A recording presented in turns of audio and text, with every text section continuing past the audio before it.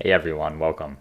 There have been a few changes since the closed beta going into release, some of which have been documented already. I believe in part thanks to some studious people watching streamers playing the game a little early. I'm going to cover a few of the changes that we've seen in the cultures, this time in the ancient and classical era. These are only the changes that have been documented in the wiki so far. There may be others, and there have been some rebalancing of things like production costs that I'm not going to cover unless they are significant changes. So, for instance, like the Phoenicians bireme had a production cost increase of 5 production, and I don't think that's really worth talking about. So, let's dive right in and talk about the first changes we've seen.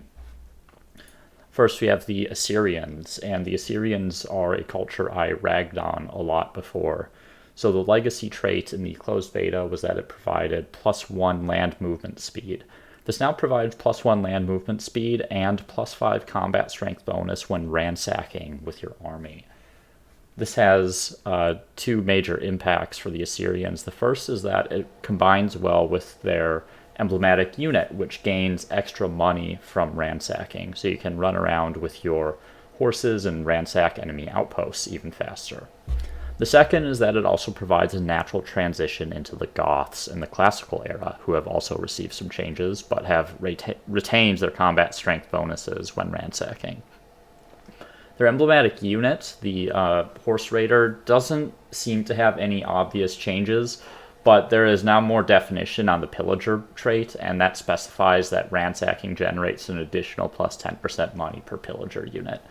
It's unknown to me if this has actually changed from the closed beta or if this is now just extrapolated upon properly. Now, the emblematic quarter is one that was definitely an issue. There's been a minor buff to the emblematic quarter. It's still largely the same thing. It's just a garrison with a couple minor effects. But it does now provide an additional +2 influence. And the emblematic quarter here, the Dunu, is a garrison replacement, and the garrisons were one of the main ways to ensure you could maintain your stability in the early game, and providing +2 influence is really important for the Assyrians as expansionists, because they need to be able to plop down outposts to continue to get their expansionist era stars, particularly because their playstyle plays into ransacking rather than generating gold so they can use their expansionist affinity ability. Having the extra influence to put down the outpost becomes increasingly important. So overall, I think I like the changes here. I don't think it's enough to really propel the Assyrians to be a good competitive culture, but it's definitely better than it was before. Next, we have the Egyptians, who, as far as I can tell, have only had a minor change. And this has gone from +1 industry on district producing industry to +1 industry on tile producing industry.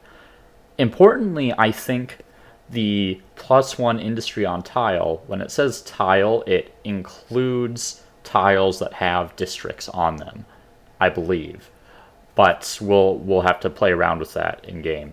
Either way, I do think this is a bit of a buff to the Egyptians, at least in the early game. It's not a major change, but you'll get a little extra production right out of the gate when you have your city down, because all the tiles around your city center that are providing production are going to have a little bit of that extra industry. So, minor change, not too much else to talk about here.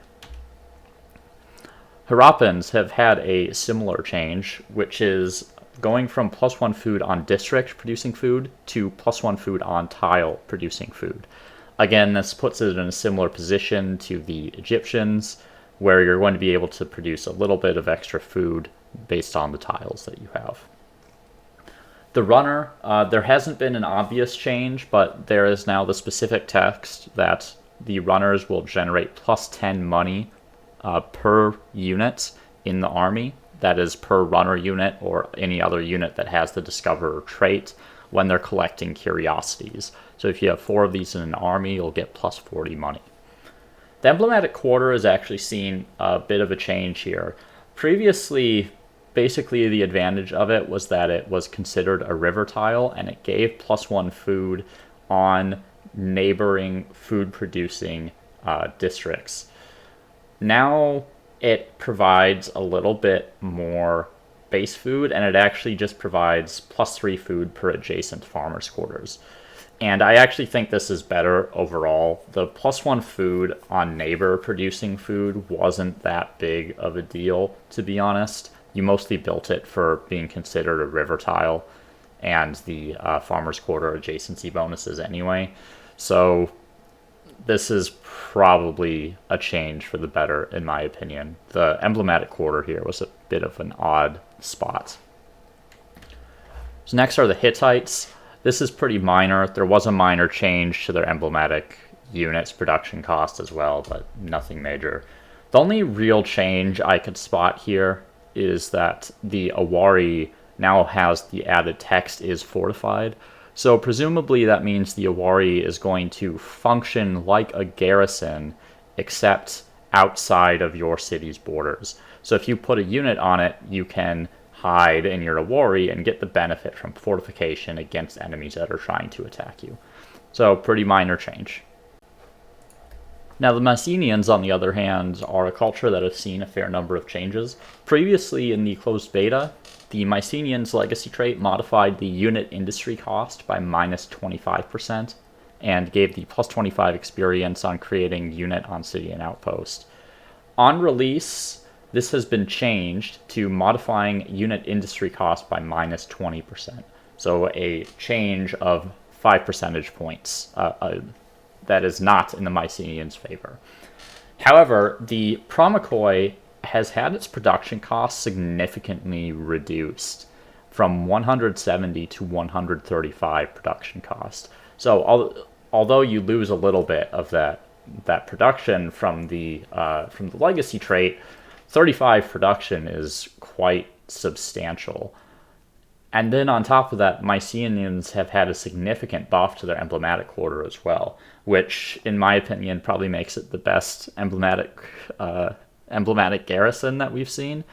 So before, it would provide +2 combat strength for units that are in or adjacent to the district, +5 district fortification, +5 district fortification on all the districts around it, +5 stability, and it would increase the movement point cost of tiles within range of 1 tile for any enemy armies.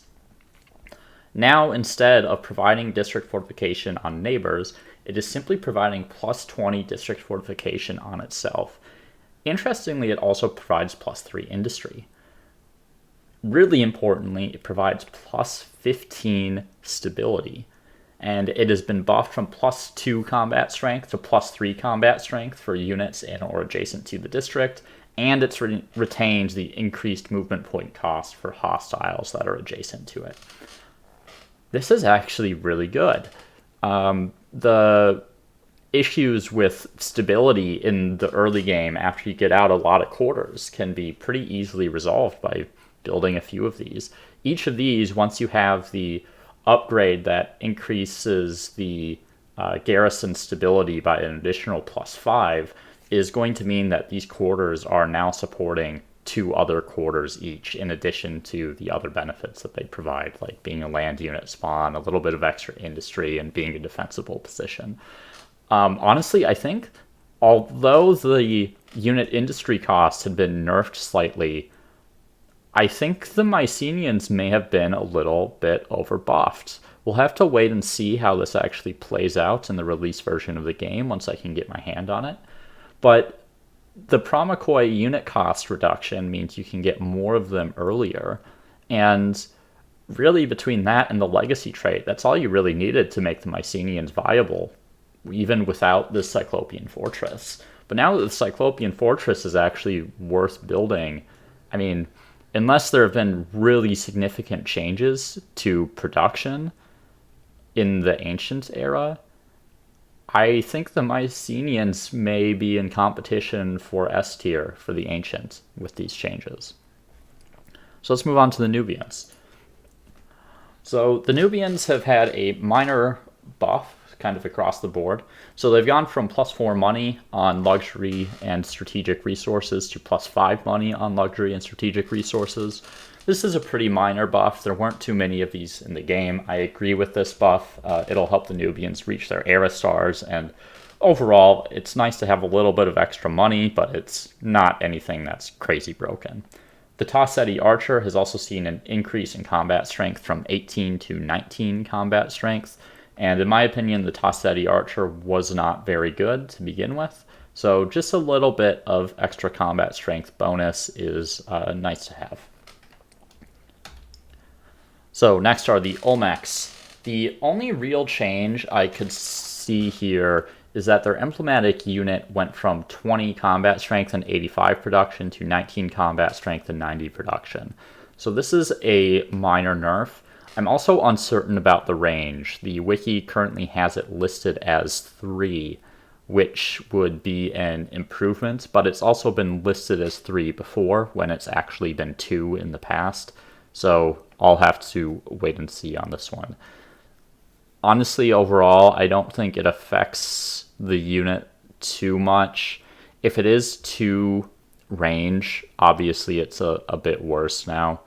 I was not a big fan of this unit at 2 range, but if it has actually been increased to 3 range, then I think it's better at 3 range 19 combat strength than 2 range 20 combat strength.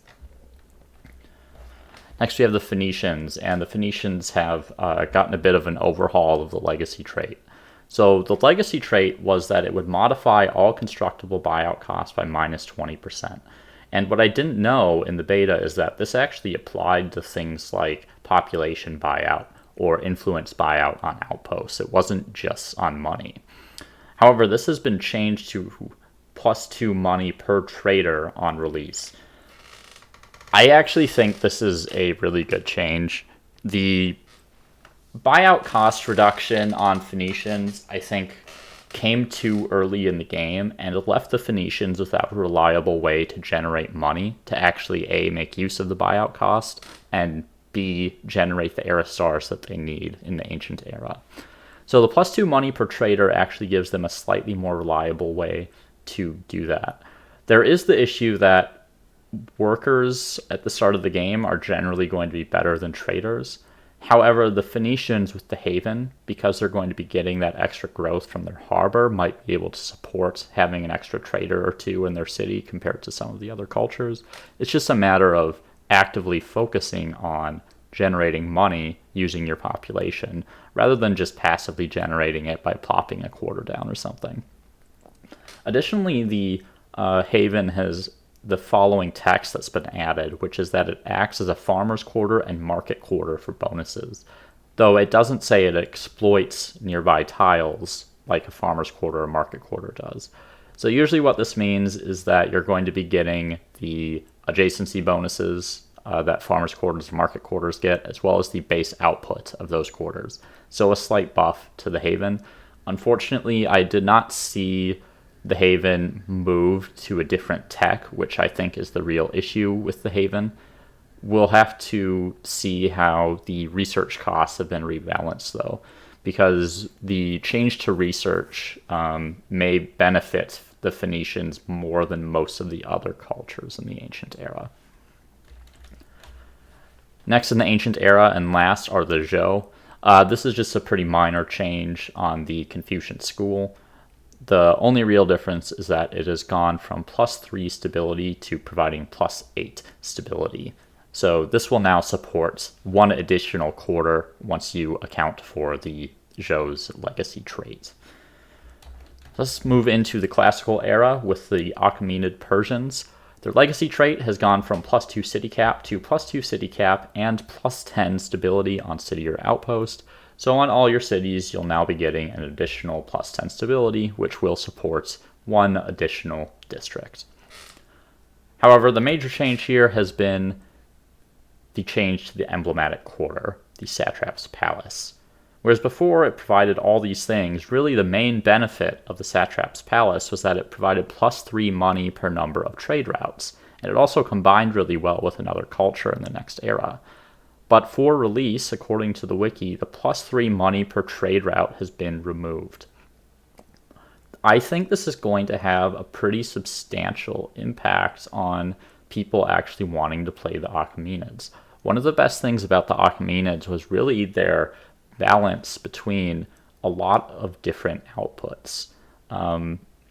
And I suspect that money has been totally rebalanced given a lot of the changes that we've seen for release.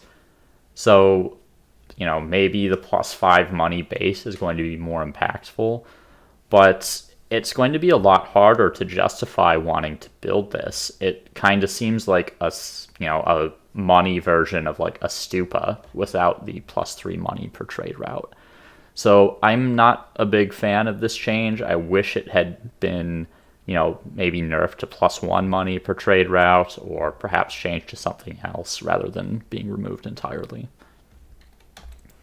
So next we have the Aksumites, and their legacy trait has been changed from +10% money generated from ongoing trade on city or outpost to +2 money on tile producing money.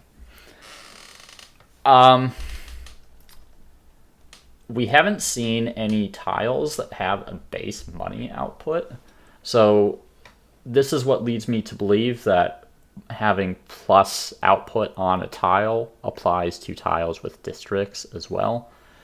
So basically on all your market quarters and all that, you're going to get an additional +2 money. Additionally, the emblematic quarters, they've been changed from +3 to +1 base money, which conveniently is made up for by the legacy trait for the Aksumites. So I actually think this change is fine.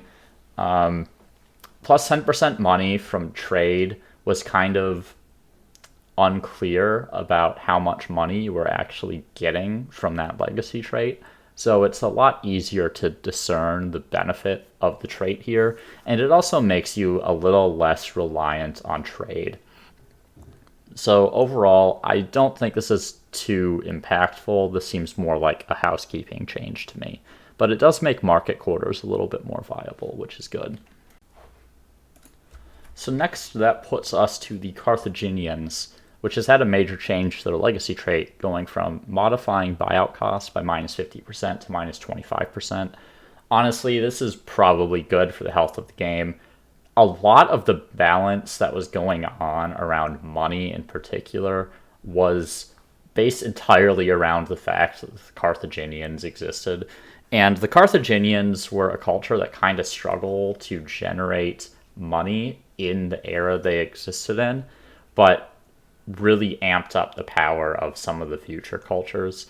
I just think this was a necessary change, because that such an extreme bonus was just too hard to balance future eras around.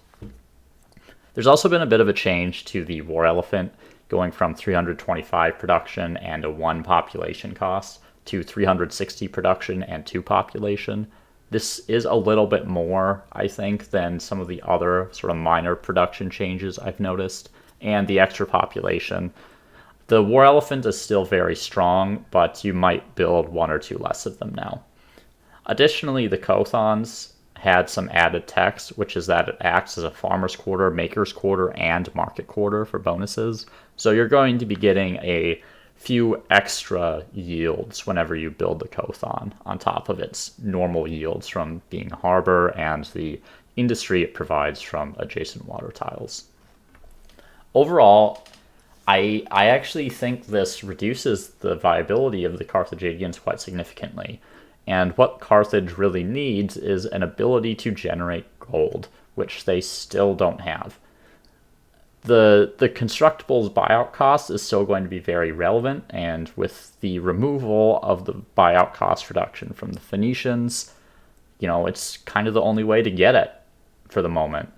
So it's still going to be quite powerful, but I don't know. I didn't hold the Carthaginians in as high regard as some other people did before because of their lack of ability to generate gold, and now with the legacy trait being reduced so substantially, how viable they are kind of depends on other changes they've made to balancing, specifically buyout costs on gold.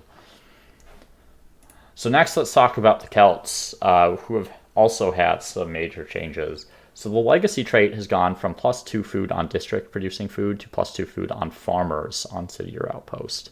I do think this is actually a bit of a nerf here, the issue is in this era that your districts are going to be more plentiful than your farmers typically, because the farmers aren't very efficient.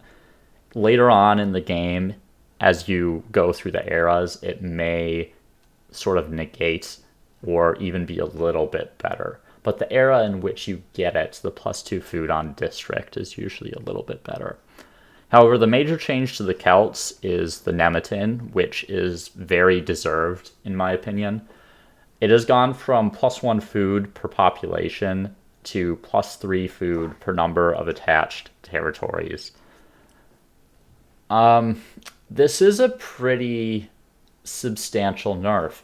And honestly, between this and the change to the legacy trait, and given the relative weakness of the Gazzetti, the emblematic unit for the Celts, I can already see the Celts like plummeting down through the tiers.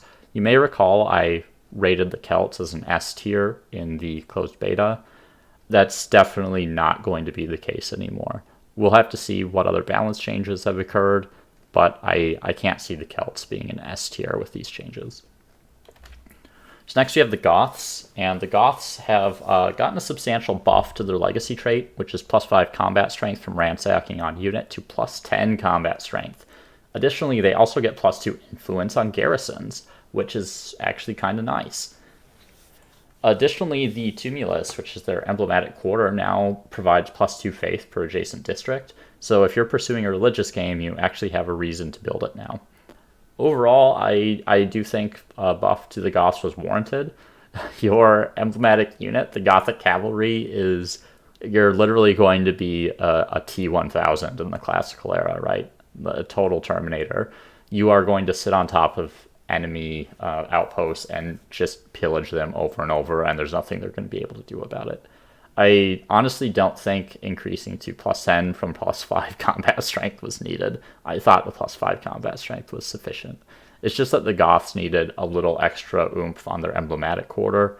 I don't know if the +2 faith per adjacent district is quite enough, but the +2 influence on garrison may be enough to actually make the Goths a little bit more competitive. Next we have the Greeks, which have had only a minor change, and the Hoplites have gone from 28 combat strength to 27 combat strength. I think this is fine. The Hoplites were very powerful already, getting a lot of combat strength adjacency bonuses. It probably made them, in my opinion, the best emblematic unit of the classical era when you consider everything about the unit, like where in the tech tree it is, the production costs and resource costs and all that kind of stuff. So I do think -1 combat strength on this was warranted. Next are the Huns. There's been a change to the legacy trait from +3 combat strength to +2 combat strength. Yeah, I mean, I thought the Huns were a little bit overrated, but not too much. I think really the main issue with the Huns isn't in the hands of players, because players are going to be slower than the Humankind AI to advance up to the classical era. The issue with the Huns is that I think you really have to balance it around the AI using it, specifically on higher difficulties, because they can have a full stack of these things at turn 30 when you have like 2 military units and have barely gotten started with the game. So +2 combat strength, yeah, it's fine. I honestly don't think it'll make too substantial of a difference. There hasn't been any change to the Hunnic Horde as far as combat strength, as far as I'm aware. The Huns will still be good. There's still a rush culture that, you get the minimum number of era stars and go up as soon as possible and, pump out these Hunnic Hordes to rush someone down. It does reduce your ability to do that a little bit, and with the increased era star requirements, this will also be a little bit slower. We'll see. I think the Huns may fall to like a B tier, but I'll have to test them out a bit. Next are the Morians, which have had a pretty substantial change to their legacy trait. So before they were getting +10 science and +10 faith for having independent people under patronage.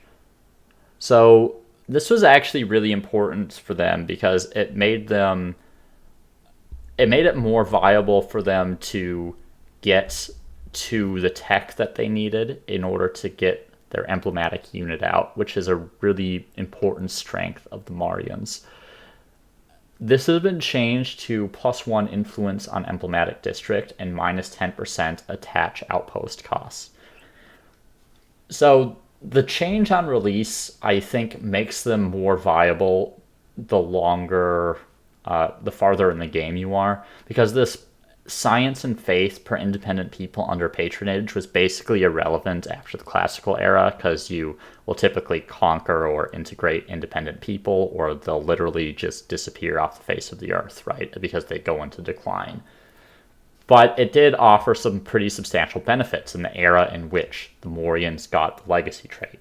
So really this change has taken the Marians away from being a culture that is hyper-focused on the era in which you pick them, to being a culture that is actually going to provide you more benefits later into the game as you build more emblematic districts. I think this is fine. It's a bit of a vision change for how the Morians operate, but it is one less culture that is more situationally useful rather than always useful, which I will kind of miss, being able to pick them in those certain situations in which they'd be really good. So next are the Mayans, which has gone from +2 industry on district producing industry to +2 industry on workers. This change is fine. I didn't detect any other changes here. It's kind of the same story as the Celts with their change early on in the game. You're going to prefer that extra production on your districts, but as the game goes on and the workers become more relevant, it probably evens out over the course of the game. This isn't really that big of a deal, given that there haven't been any other changes. Finally, this brings us to the Romans, who have seen a number of changes. First, on their legacy traits, which used to just be +1 unit slot for each army, has had the added effect of minus 30% army upkeep. Honestly, I think the minus 30% army upkeep is more important, to be quite honest. So, paying less money to support your units is just a nice benefit. For those who have watched my tier list, you already know I'm not a big fan of the extra unit slot, but at least you get a rider effect with it now. Now, the Praetorians have gone from 33 combat strength to 30 combat strength, which is a pretty substantial change. I suspect this reflects changes to tech costs. So the developers have been rebalancing the technology costs for Humankind because it was kind of a mess in the beta. So what I suspect is that it's going to be easier to get to the tech that you get Praetorians at. So that's the only way I could see this combat strength nerf being warranted, because otherwise it took forever to get the Praetorians anyway, and by the time you got them, people were going up to the next era. There's also been a minor change to the Triumphal Arch, or whatever it's called. So basically before, whenever you weren't victorious, it was effectively providing -7 stability and +3 influence, and on victorious cities it was providing +8 influence and +3 stability. Now that's been changed so that it's not a drag on your city when you're not victorious. So it's just +3 influence and +3 stability base, and then you're getting an extra 10 stability and +5 influence on victorious cities. So, it's still not the greatest. At least it provides a little bit of extra influence generation. I do think these sort of temporal stability bonuses are not very good, because when you lose them, it can be trouble. But at least it's not as bad as it was. So that covers it for the ancient classical era changes. I'm still trawling through the wiki looking for changes for other cultures in future eras, and I'll have a video or two about those cultures before release, so people know what we're getting into and what to expect with changes for cultures. Thanks for tuning in. I'll see you next time.